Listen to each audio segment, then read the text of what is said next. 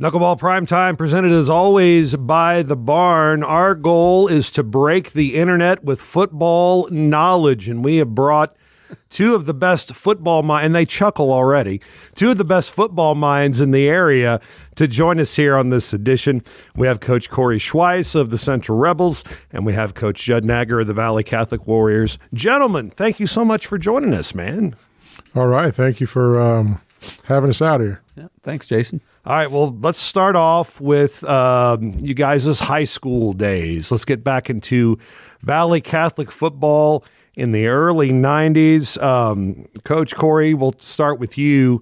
Do you remember the first time you met this young man to your right? I do. I remember. I don't know about the very first time, maybe, but I remember we were getting some people, didn't know much about him, but they were moving from Virginia, wasn't it? Yeah. And, people say, well, yeah, Valley recruit, and he's coming from Virginia. But Judd's dad, Joe, was a big-time Valley player, back in the 60s. I guess it was 60s. Mm-hmm. And, his family had moved to Virginia anyway. I think Joe really wanted his kids to experience a little bit of what he got to experience when he was younger. And his older brother, Josh, was actually a year older than me. So he was a senior when they moved back. And Judd was 8th grade, going to be a freshman. And I just remember everybody talking about this, we're going to be getting this real good freshman player or whatever. And I remember him being really big. Like he was really big coming in as a freshman. So we had heard good things about him. I didn't really know him at the time, but when I saw him the first time, I was like, dang, he is. Of course, I was tiny. So he was a pretty big kid. Judd, what was it like for you coming back to St. Gen and kind of getting a chance to start over a little bit and to come back to the community you'd heard all about and start playing football? Yeah, it was just really, really cool. We were able to come over the summers and over the holidays all the time, and we had some cousins and some different folks here. We were able to come back into the 1991 state game against Tarkio, and they were down at 28-7 at halftime, and ended up being able to come back to get the win, and it was just kind of one of those things that you don't ever forget, that you want to be a part of that. But my dad was at Valley.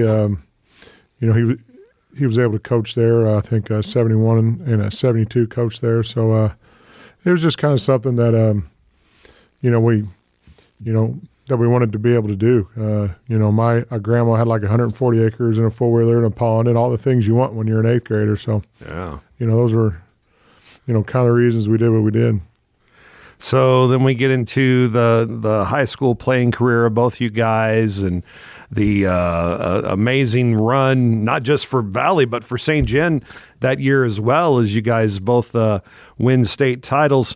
Kind of talk about that year in particular and what it was like, winning a state title. Well, I just remember going back even before Judd came, 7th grade and 8th grade. I was going to, you go to all the Valley games and you look up to those guys like Ollie Siebert and Brad Boyer and Muncho Schwint and all those guys that played and winning state championships. And, it's kind of what you just kind of grew up expecting. That's what goes on. So to be a part of it was really cool. And that particular year we played St. Gen, and when St. Gen won the state championship, that was my junior year. It was Judd's freshman year.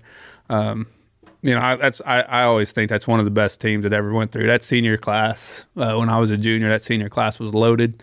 Probably some of the best football players ever come through Valley. But it was just fun being a part of all that. That you grew up watching and experiencing it firsthand was pretty cool. And you look back at it, and it's those guys are still some of my best friends that were on that team. So even the younger guys, the older guys, really that group of 4-year span, if those guys that were seniors that year and the guys that were freshmen that year who were sophomores my senior year, they're still my best friends in St. Genevieve, and it's really not even close.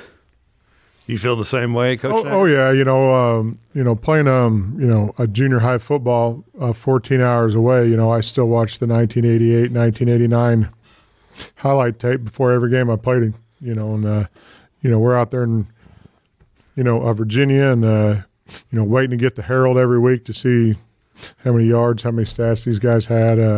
Was always something that was always cool. With the guys in Kory's class and older.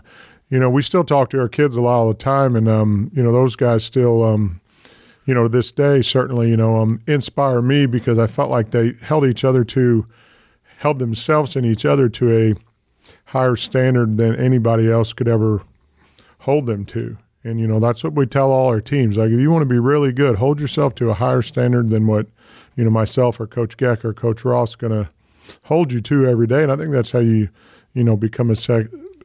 become a success anywhere in life is to have an internal standard higher than an external standard.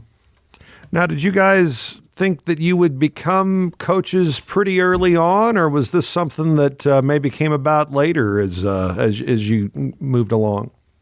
Well, I'll start. I honestly, I went to college when we were both at Lindenwood. I went to college and honestly thought I'd be doing what you guys are doing. I went in communications to start with, and thought I'd be a broadcaster. I knew I wanted to play sports. Everybody that is good or feels like they're a pretty decent athlete in high school wants to play in college, wants to be a professional athlete, whatever, which I was also decently smart, so I knew that wasn't in my cards. So so if I couldn't play, I wanted to do something where I could be around sports. I liked it so much, so thought maybe I could talk about it and broadcast or something. I like to talk, and but I also had a big farm in St. John and knew that when I was thinking broadcasting, I was thinking ESPN. I was thinking, big time stuff. And but I also like the farm life and I like the country life, and I didn't really want to leave that. So and coaching just kind of was a natural change up for me. I thought maybe if I got into coaching, I could still be a part of it or whatever. So that's why I changed to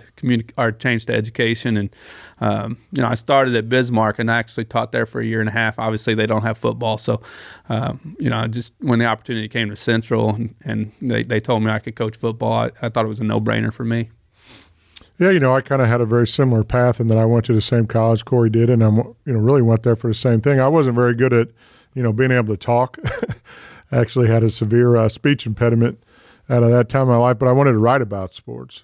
So I was going there to be a mass comm major just like Kory was, and then one day they said, hey, you got to go on to KCLC from like 4 in the morning to like 6 in the morning, and I said, well, I'm not going to be a mass comm major anymore because I certainly couldn't talk and I couldn't talk in front of anybody at that time. So that really wasn't in the cards. So kind of went down this other path. And I played in college and, certainly had an outstanding coach in high school with, Coach Bacon. And, I kind of wanted to have an opportunity to, hopefully affect, some young adults the way he was able to help me throughout my time. And, so I think that was always kind of the driving force behind it. And, I always felt like, my dad coached on and off, for probably 30 years, but I felt like he was a coach. And I felt like, ultimately he made some other decisions because he needed to do what was best, for the family, but I felt he was a coach at heart. So those two guys, I think, were, what did it for me. How was the time at Lindenwood? What were some any kind of fun stories we can tell? I'll go first on this one. I got a few of them. Most of them revolved around the Cardinals. I think that was one thing we shared. I don't really remember having a lot of football conversations back then. Maybe we did, but one particular year, I guess 98 or 99, the Cardinals were in Game 5 of the NLDS against the Braves. Yeah, it was 96. 96. They were up. Kill year, right? They were up 3-1, and we were able to score some really good seats, and we decided to skip all of our classes that day. We were going to paint up, like our chests with big red STLs and our faces with big red STLs, and then so we did that, and we get in the car, go to the game with some girls, and we get down to the parking garage, and one of the girls turns to me and says, "Do you have the tickets?" And I said, "No." And I turned to Kory. I said, "Do you have the tickets?" He said, "No." Needless to say, we watched the Cardinals lose 13-1 on our couch at old Lindenwood Village 2 trailer park. So yeah, we went back to get the tickets, and our friends saw that we had left them, so they took the tickets. Yeah, we don't 100% know where those tickets ended up, but they did. We saw them at one time. They were on our coffee table, so they were real. Did the girls believe you? Well, they came from the girls. Oh, okay. We got the tickets from the girls. Kory and I didn't have any access, for Cardinal tickets in the playoffs at that point, and I think Rich Gould wrote about it in the Post-Dispatch. That was a different time. We were tailgating on opening day, I think, and Jeff Gordon, if you remember him. Yeah, absolutely. Post-Dispatch, and Kory and myself and some of our buddies were down there early in the morning, and I always remember the first line of the story was from the tailgate of a dusty brown 84 Ford LTD was had always used to be like on the left side of the front page of sports. Right. So, someone out there can probably Google that and find that article. But I said we were flipping burgers with the beer boxes. Yeah. It was a good time. Didn't have a spatula, so no, there you go, man. Spatula. Yeah. So you get into teaching, you get into coaching. Kory, you mentioned starting at Bismarck, and then football job opened up at Central, working with Mike Gatto. He was my high school gym teacher, and he did not think much of me, but he liked me a lot better as a broadcaster. But anyways, talk a little bit about what it was like to start coaching for the first time, and how did that feel? Well, I started. I was an assistant coach. Really, I wasn't like Judd. I didn't play football in college. I played a little baseball, but so I was, probably 6 years removed from any football at the time. So, I felt like Coach Bacon and what we did at Valle, and when I was in high school was probably pretty advanced for at that time. When I got back with Coach Gatto, he was running three running backs, and it was a 5-man front or a 4-man front, and there really wasn't a lot of technique taught as far as positions, what each position did. It was just kind of you're running a 5-3 or a 4-4, and we're going to run these handful of plays. And Coach Gatto had success with that because he had some good teams and through the years, and I learned a lot from him actually. I know Shannon Henson had a lot of success at Fredericktown. And he never really ran a variety of things. It was just you really get good at what you do because that's all you do, and you really get good at it. And I think there's a lot to learn from that. I think a lot of my issues I have, especially on the offensive side of the ball, sometimes I try to do too much and don't get really good at anything. And, especially some years when you're not as talented, I think that could be a big problem for me, looking back at my history over the years. But, being an assistant coach for 4 years, I learned a lot. The first year, I didn't say a whole lot. Probably took me 4 or 5 games before I was really even comfortable. Probably having a whole lot of input on anything, and and then that second year, obviously, you get more comfortable. I started taking guys to some 7-on-7 stuff, and doing some things, and tried to talk Coach Gatto into throwing the ball a little bit more, and stuff I wouldn't have done the first year, and then I think as an assistant coach.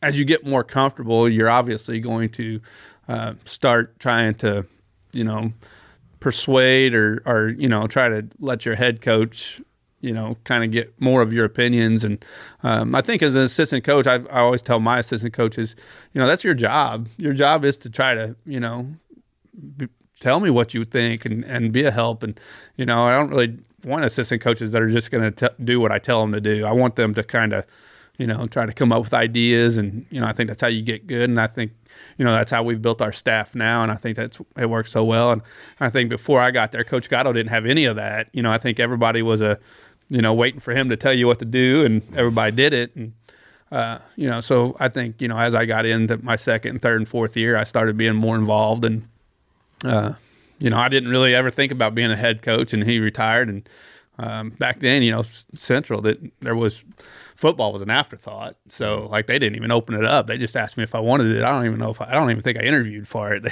just pretty much gave it to me. So it's kind of a weird deal, honestly. So You want this? Yeah. Here you go. do you want to be the head coach? Sure, I guess. I don't know. And that was kind of the extent of it. I said, I don't even remember interviewing for it if I did. So, but that's how that all went down. Wow.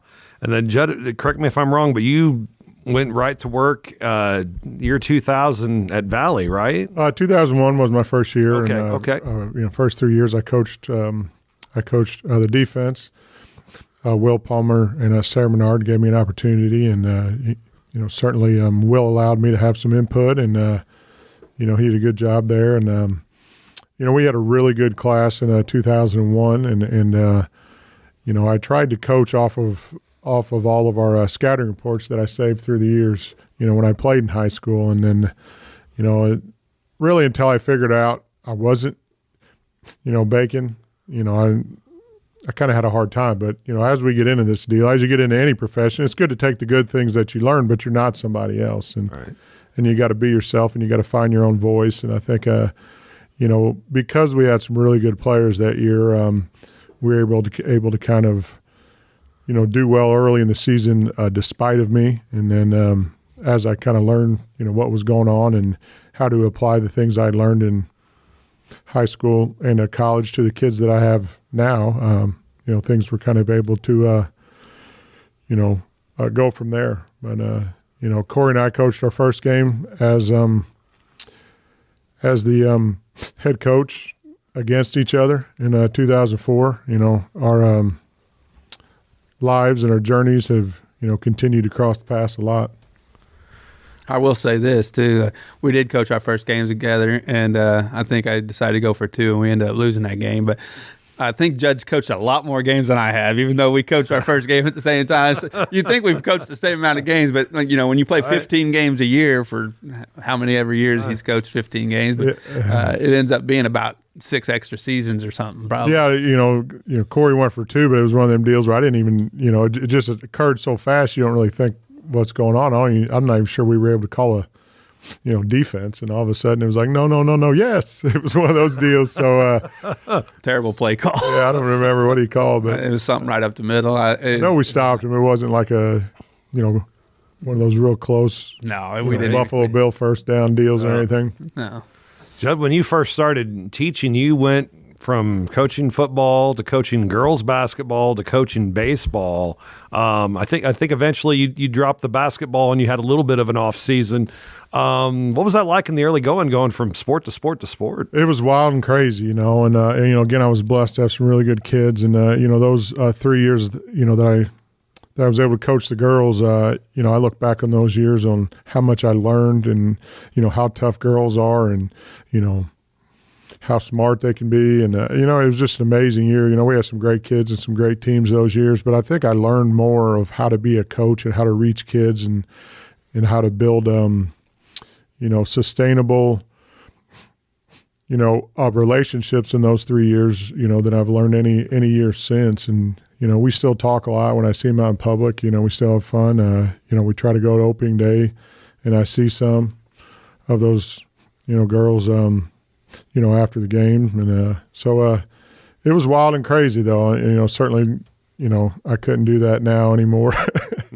But I guess there was 3 years I was the head coach of 3 sports. So that's a lot of work. A lot of work. It was fun, though. Absolutely. Yeah, my little sister was on one of his basketball teams, and my little sister got to know him when we were in college, obviously. So she saw a different side of Judd a lot. and then she got to play for him. So I think Taylor and Angie and Kory Schweiss, of course, and Sarah Herman. We just had some really good players. Absolutely. Want to talk a little bit about evolving offenses. Obviously, you start out, you kind of, you don't call plays like you did when you first started out, but talk about how offenses evolve and how much, I guess, stock you put into your players. Like, okay, I know I'm going to have good size this year, so I'm going to do this. Or I know I got a lot of skill kids, so I'm going to kind of lean towards that. Talk a little bit about evolving offenses. Kory Schweiss, we'll start with you. Well, I've ran a lot of different things over the years. Starting out, we tried to run some spread stuff. We tried to run some 3-back stuff. We ran midline veer, 2-back stuff. I've really always looked to see who my quarterback was going to be, kind of to determine what I wanted to do offensively. And, when we went through some years there, we had some big offensive linemen, some good backs and quarterbacks that weren't necessarily great at throwing the football.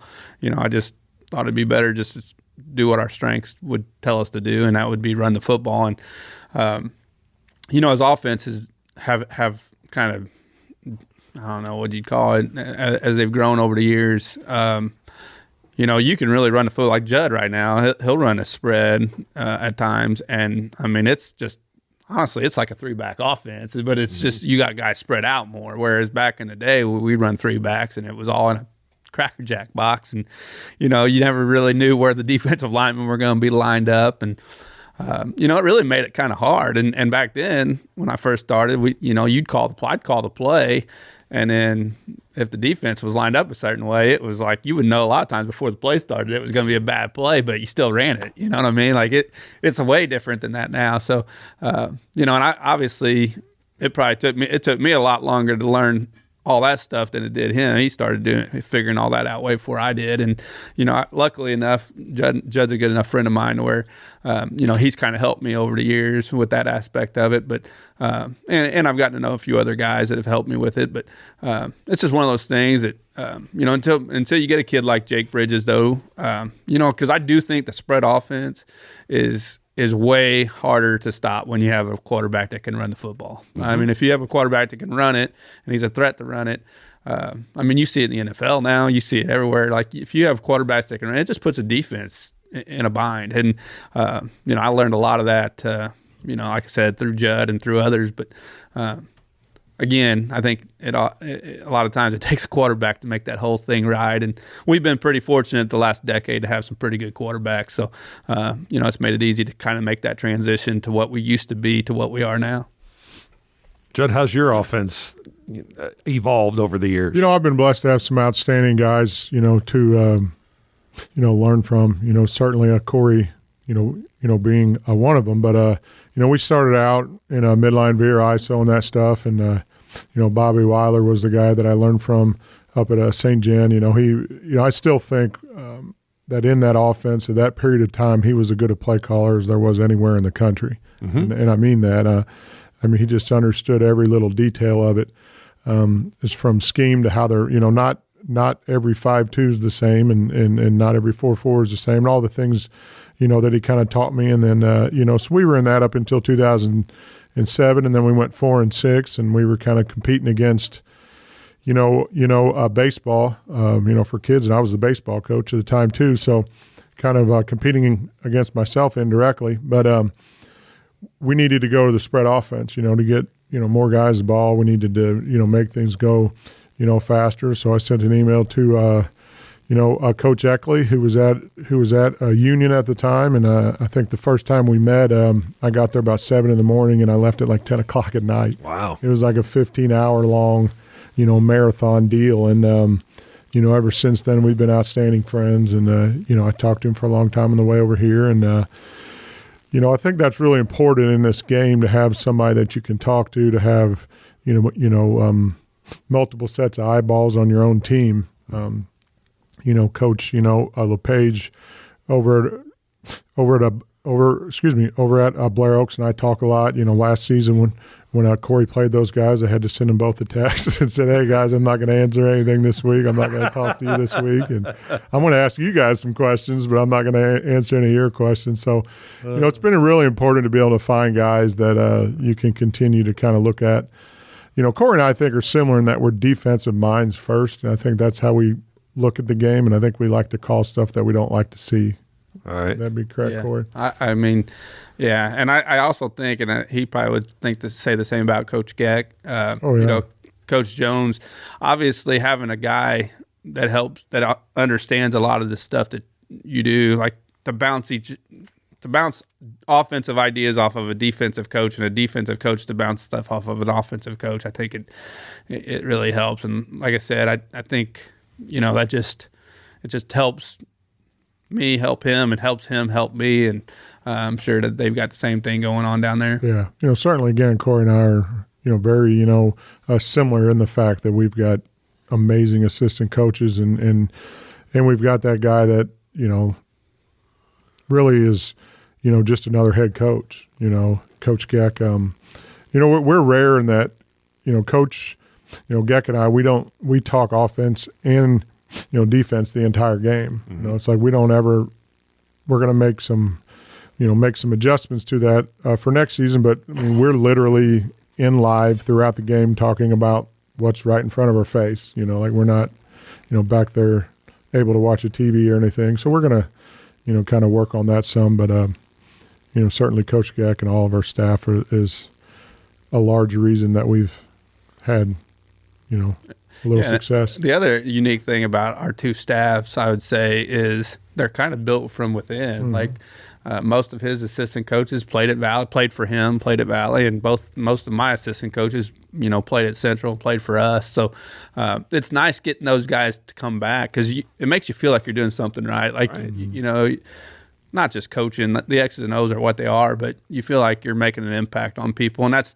the goal when you do what we do. It's not to win football games. We all love to win football games, but at the end of the day, we're just trying to help, kids become men. And, and then when you get to see them and they get back on your staff and they start getting married and they start having kids and, their kids start growing up and they come grab your leg just like they grab their leg. It's just really special stuff. Mm-hmm. And that's the part when I end up calling it quits and getting out of it. That's the part that I'm going to miss the most. Yeah, I couldn't agree more with Kory there. We're able to meet on Sundays, after church. And, I think, for, some of my guys, it's a little break, from the kids and everything, but it's just a time that we're able to spend together. And we certainly try to solve the problem of the next week. But, we're also, trying to solve the problem of, everyday life. And again, I'm glad, Sunday afternoons and the work, the grind, I don't like to call it the grind because that word's kind of a, cliche, but the work is what we enjoy the most, and working together is what we enjoy the most. That makes any sense. I think anytime anytime that you're together with a group of people trying to solve a problem and you're all collectively working for that same goal, I think it's an opportunity to, have some enjoyment and some joy in this world. Absolutely. Since I have both of you here, I want to get both of your takes on this public school versus private school and the playoffs. We'll start with you, Coach Schweiss. Are you in favor of a plan where all the private schools go in one bracket, the public schools are in another? Do you like the multiplier? What's your thoughts on this matter? I mean, for me, I don't really like any of that.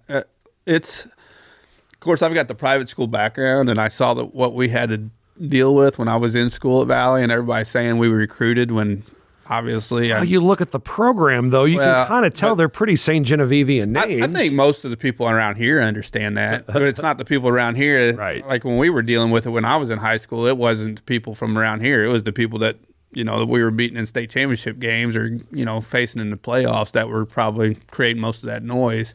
I was 5'9", 159, kind of like most of the Valley players are still today. But when they look at a roster and you see the sizes of the kids and the names on the back, I mean, obviously that kind of stuff. So that part of it, I hated that part of it when I went to school there. So now being on the public school side of it, I always still think of like the Valleys and the St. Vincent's as separate from like the Cardinal Ritters and the John Burroughs Sure. and St. Mary's and schools like that, because it's not the same. I mean, so I don't know if you can just lump all private schools in the same category. I don't think that's right and fair. And, I do think there needs to be something done about the way that those city private schools recruit or get their players? I don't know what the answer is. I'm not smart enough to come up with a solution to it. But the success factor thing was kind of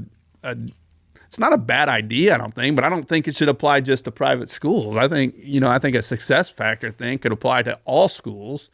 I don't think it should stop. I think if you keep winning, I don't think you should just go up 2 classes. I think Cardinal Ritter, if they win Class 3, they go to Class 4. If they win Class 4 and they go to Class 5, they should go to Class 6. So I think there's some things there that could be different. I'd also, when they implemented it, it was screwed up. I mean, they implemented it right away, and take a school like Valle, for example, that was in Class 1, and they put them in Class 3 because of the success they had over the last 4 or 6 years or whatever it was. Well, I mean, that's kind of dumb because they never had that success in Class 2 yet. Right. I could see bumping them up 1 class at the beginning, like implement it in phases. But anyway, there's a lot of things that I would have done differently, that I wouldn't have done that. I don't know what the correct answer is. Judd and I have talked about it a lot. I've talked about it with a lot of people. But at the end of the day, I mean, it comes down to about 5 or 6 schools every year that are the reason we have this discussion. It's not all private schools. Most private schools aren't the issue. So, I don't feel like you should punish or necessarily make separate classes for private and public, but something should be done about the ones that obviously, and if they would just implement the policies that they have, it probably would help, but they don't do that. So, I don't know. Misha's got, they try to come up with different things. They talk about it every year, but I don't know what the answer is. Well, what do you think, Judd? Yeah, it's been a good thing for us, and it might sound weird, and I'm sure we have some kids who, might, disagree with me, because they might have had a chance to win their last game of the year instead of losing their last game of the year. But for us as a football program, it has really forced us to kind of, grow and, do some things, differently in order to compete. We've said for years in our program that it's not what we achieve that matters. It's all the things that we do along the way. It's the direction, and not necessarily the a destination. So when it all happened, as occurred, we kind of had to put our money where our mouth had been for a long time, and it's really easy to say those type of things whenever you are winning the last game of the year and all those things. But I feel like our kids are still getting the same things out of our football program that they were getting out of it before.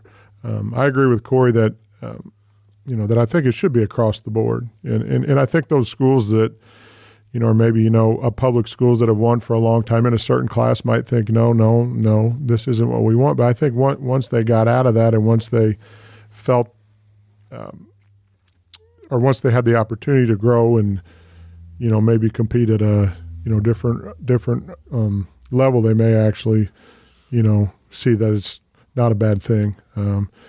Really the only thing that I have a gripe with it all, with the way it is now, is going back six years. I think that's a little too long. Right. And I actually agree with Kory that there shouldn't be a cap on it. And I think it should go to 4 years, or some sort of diminishing point deal on year 4 and 5 and 6, and but there shouldn't be a cap, because ultimately, if you're continuing to go up, what are you complaining about? Like if you're going up, it means you're winning. Yeah. And it means you're winning at a higher level than you were before. So what's the point?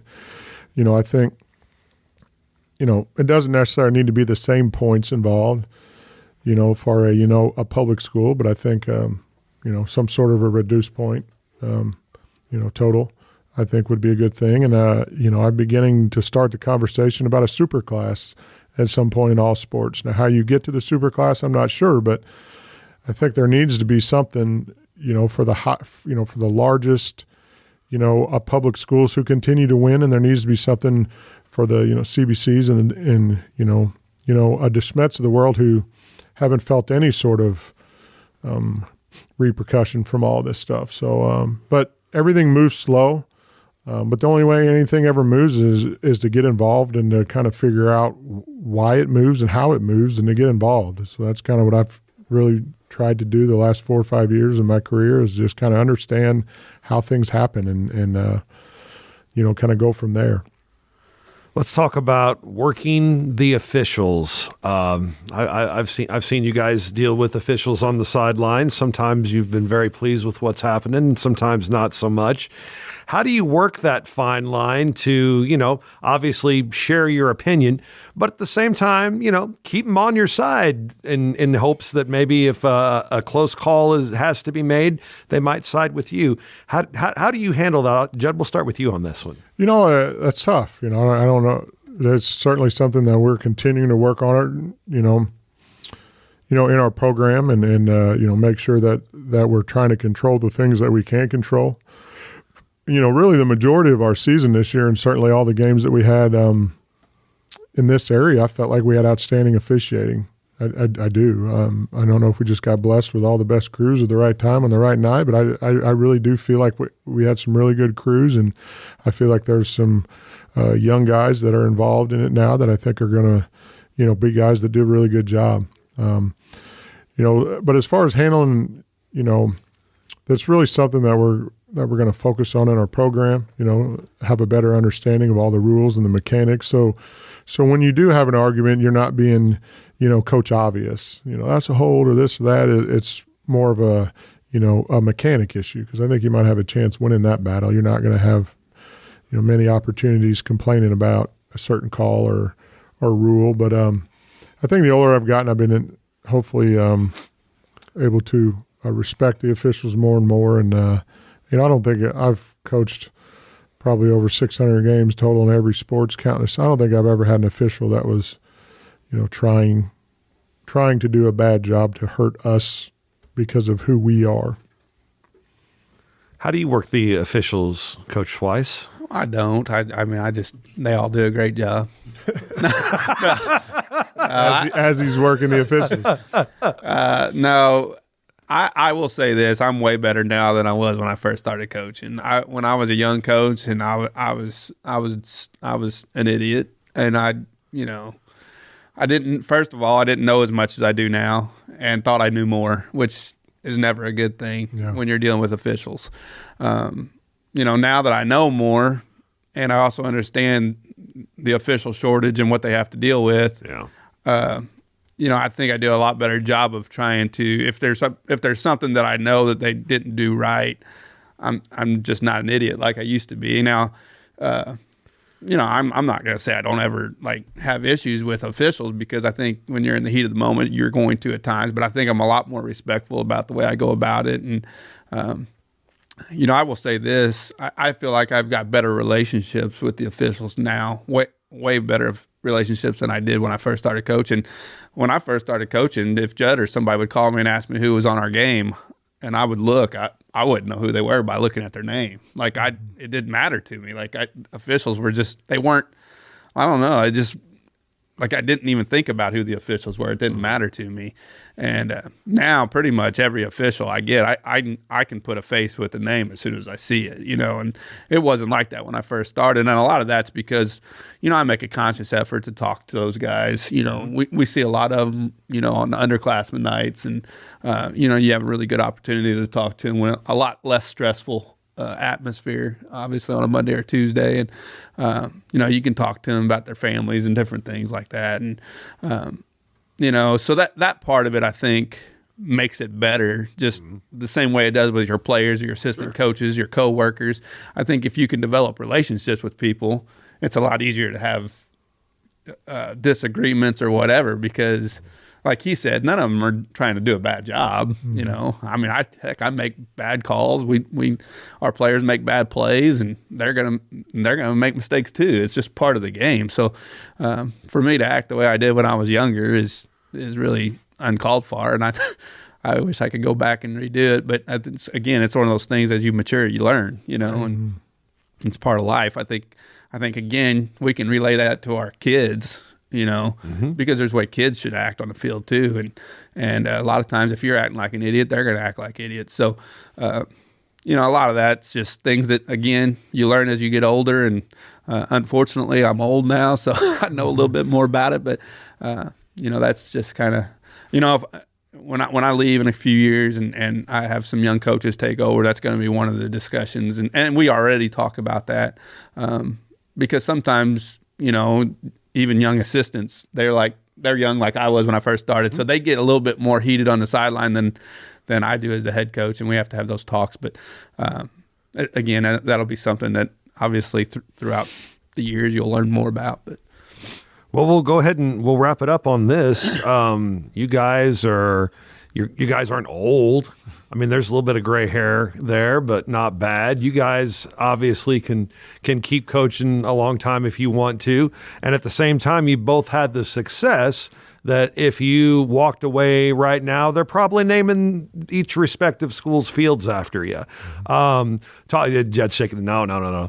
But what goes into that decision when it's time to hang up the proverbial whistle and come work for Parkland Sports Live? What goes into that? I always feel like, I read a, story about the, best lamb, that the ideal that, when I can't give my best lamb, when I can't provide, the most of what I have to give, then it's going to be time to hang things up. When I can't get kids to work hard and get kids out, I think those are the two main things. Then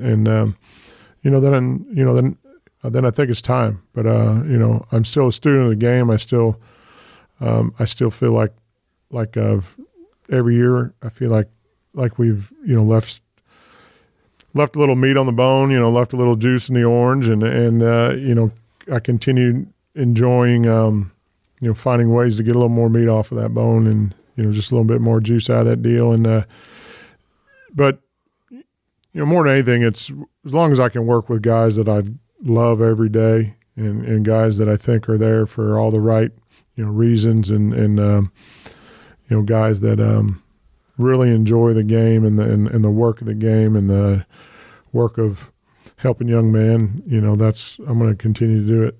Because I certainly love our staff and everything that they bring to our team. And I also got a 4-year-old, so yeah, that'll keep you coaching too. Yep. Yeah, I don't know. I'm a little different place, I think, than Judd is. Like all those things he talks about are the reasons I still love doing what I do, and I still love it. I mean, I went there today. I brought some middle schoolers over there to the weight room today, and that part of it just re-energizes you, and being around the kids, obviously, being around the assistant coaches, those things are all super, super cool for me.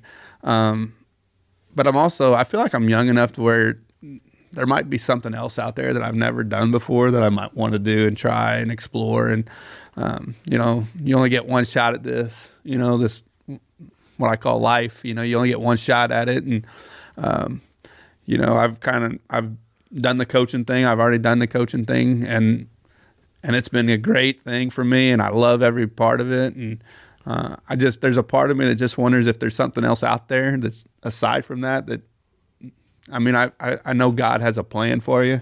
And, I think this was part of his plan, being able to impact kids. And I think I've got a staff, like we've talked about, developed at Central to where I think it's in good standing, and it's going to be in good standing for years to come now, in a place that it wasn't probably before. So I feel like I've kind of,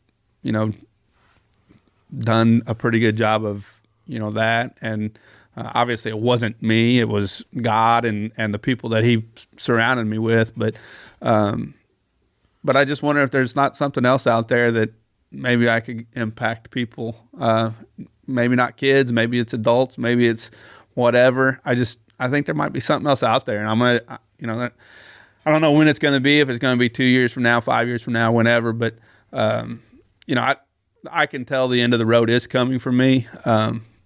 The guys that are in school right now, I feel like I owe it to them, Mm-hmm. But at some point, you're going to have that crossover of those kids that are coming in are going to be. But again, that's why you develop the staff that you developed and know that it's going to be in a good spot. So, I'm probably not going to do it as long as Judd. And it may be one of those things that once I get out, maybe I go down there and, help him a little bit just to get back down there a little bit. I don't know. I don't know what that'll be, if I can do something like that on the side. But I don't know, man. I just think that there's other stuff. I'm almost 50 and I don't have a ton of time left. And if there is other stuff out there, I'm going to have to get to it soon. Otherwise, I will never get to it. So maybe I'll be broadcasting stuff with you, Jason. Hard tell. Yeah, hey, love to have you, man. I know it would be really good.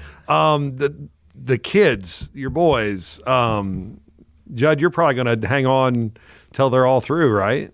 Yeah, I don't know. Again, I also got to say, as long as my, wife allows me to do this, because it's hard. Sure. Every season is hard. I try to make every season a little bit easier, but it's still hard. And it's still, she always tells me I deserve some sort of a prize or some sort of something after the season. And it just always seems like there's always something coming up, and I don't always, make that happen. But, certainly she's going to want me to be involved, I think, whenever my kids are involved. And, right now my kids like sports and they, like, being around it. And I do think they get to see the best, version of me when it is when I'm around other coaches and kids. So I think that's cool that they get to see that, because they, certainly see the worst version of me at times at home. So we'll see. I've always heard it's great, and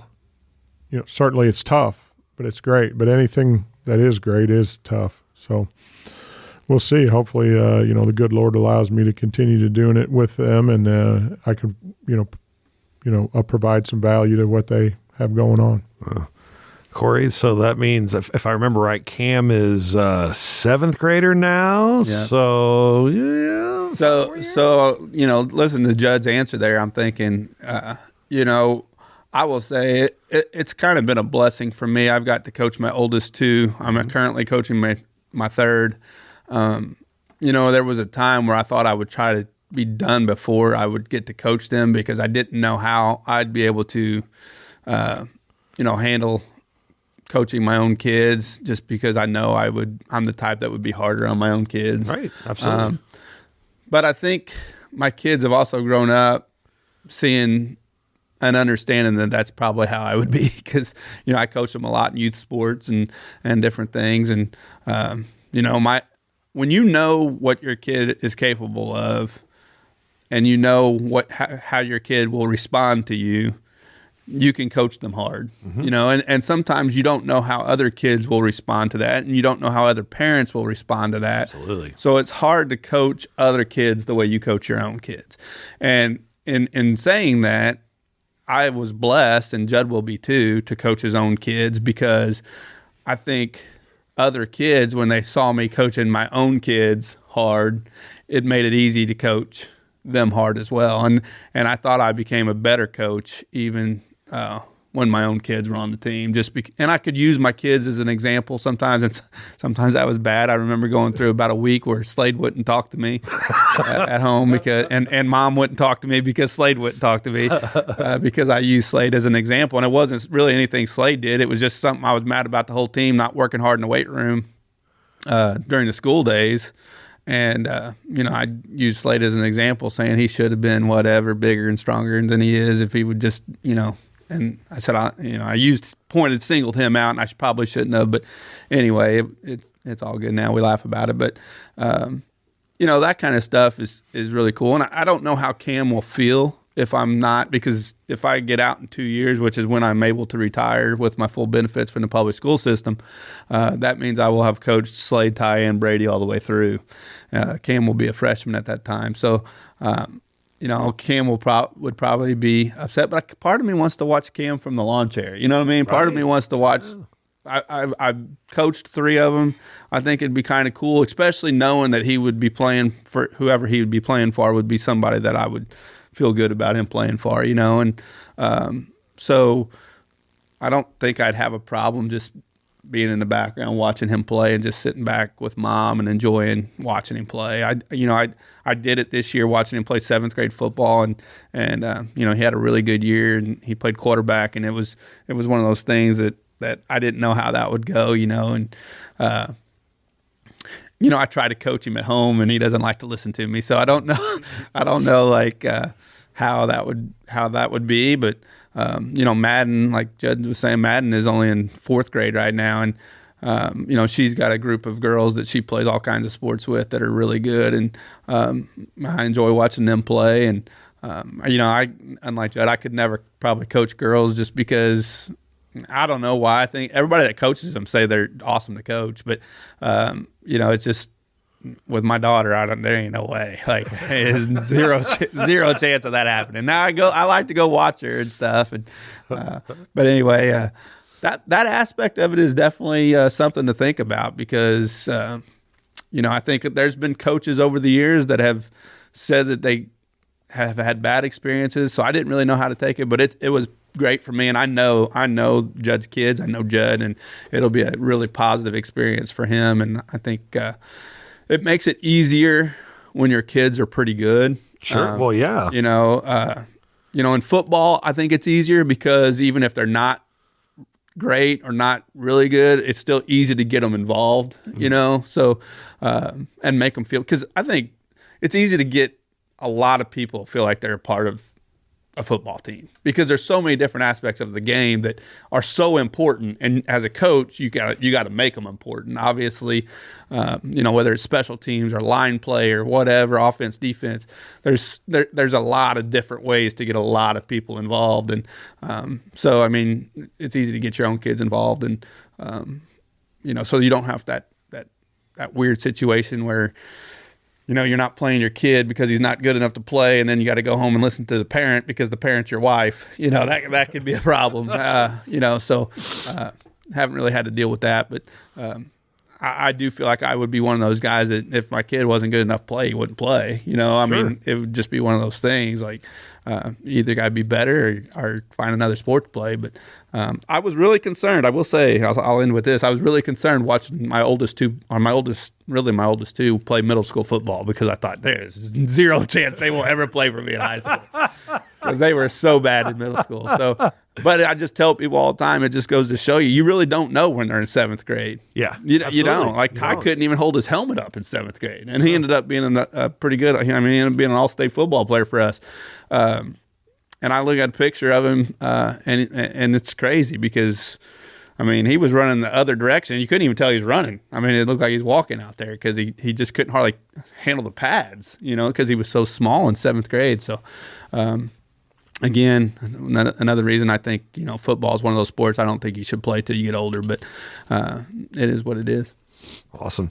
Guys, we could do this for, I think, hours. We could have one of those show up in Brent Eckley's driveway. There you go. And stay until 10 o'clock. Yeah. Hour-long session. We'll do this again sometime before the season starts. All right. Thanks, guys, for having us out. Awesome. Anytime I get to see Kory is a good day. That's right. Anytime I get to see myself is a good day. It is. There you go. Just kidding. Kory Schweiss, Judd Naeger, Knuckleball Prime Time, brought to you as always by The Barn.